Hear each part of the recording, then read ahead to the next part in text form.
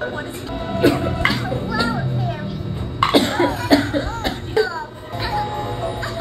maaari iyan. May nagpapausok na naman. Teka. Hello? Hello ha. Ako sana may re-reklamo. May nagsisilog na naman ho.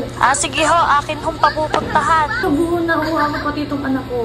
Sige po, pinagbawal naman po talaga na magsilap. Sige po, salamat po. Tao po. Ano ba yun? Ay, Miss Santos. Ay, ano yun? Ay, may nagreklamo po sa amin. Kaya daw ay nagsisilab. Alam niyo nga pong pinagbawal na iyan. Ano? Bakit ako lang nagsisilab dito sa barangay natin? Ay, nakita ko si Aling Meli nagsisilab doon. Bakit hindi niyo sawayin iyon at ako sinasaway niyo? Ano bang problema ninyo? Bawal ho at nakakasama ho sa kalusugan ng tao. Yung mga inuubo na ho yung nakakaamoy ng usok, pasok po dun sa loob ng bahay ang usok. Hindi naman kalakas ang usok May naamoy ho ang inyong silab. Amin ho kayong pinakikiusapan. Bakit ako ang inirereklamo? Bakit ako lang ang nagsisilab dito sa barangay natin? Hindi ko papatayin yan. Nagbawal na ho talaga yun dito sa ating barangay. Bahala kayo sa buhay nyo, ireklamo nyo kung hindi ko papatayin yan. Ikay umalis-alis na dito.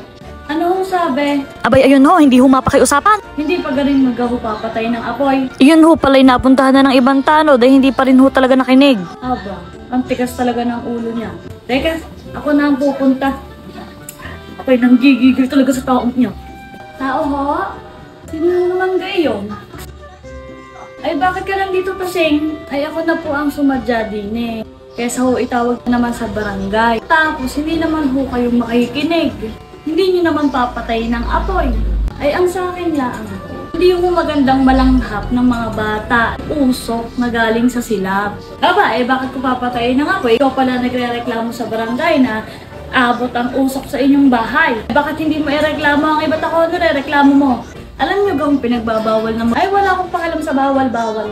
Ay, hindi ko papatayin na. Bakit gaho ang tigas ng ulo nyo? Aba, talagang hindi kayo makikinig. Bakit anong gagawin mo? Sige. Teka.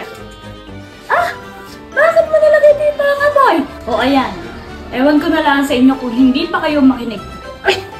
Ngayon, dinadalahin kayo. Ngayon, alam niyo na kung anong pakiramdam. Ang makalanghap ng sila. Alisin mo dyan ang apoy at ang baho! Ay, hindi. Bahala ko. Hindi ko rin tatanggalin yung silab sa bahay niyo.